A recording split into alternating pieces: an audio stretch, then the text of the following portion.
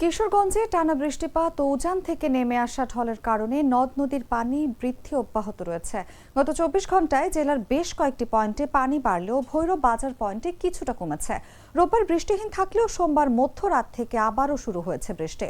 পানি উন্নয়ন বোর্ডের তথ্য মতে ইটনা পয়েন্টে ধনু বৌলাই নদীর পানি ১০ সেন্টিমিটার বেড়ে ৩.২৬ মিটার হয়েছে।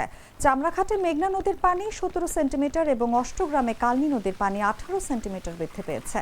তবে ভৈরব বাজারে মেঘনার পানি ৫ সেন্টিমিটার কমে ১.৭২ মিটারে নেমেছে।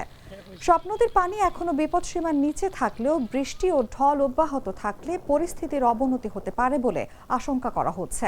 এদিকে নিকলি আবহাওয়া অফিস জানিয়েছে রাত থেকে সকাল পর্যন্ত ৩২ মিলিমিটারের বেশি বৃষ্টিপাত রেকর্ড করা হয়েছে এবং দিনভর থেমে থেমে ভারী বর্ষণের সম্ভাবনা রয়েছে।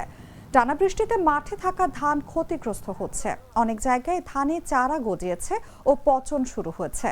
কৃষি সম্প্রসারণ অধিদপ্তর জানায় ইতোমধ্যে প্রায় ১০,০০০ হেক্টরের বেশি জমি পানির নিচে চলে গেছে, যার সবচেয়ে বেশি ক্ষতি ইটনা ও অষ্টগ্রামে।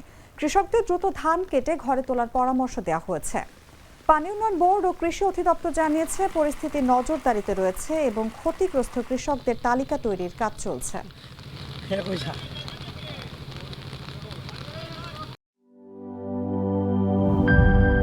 সব সমস্যার সমাধান হবে এই সস্তা কেবল বদলে বিজলি কেবলস লাগালে।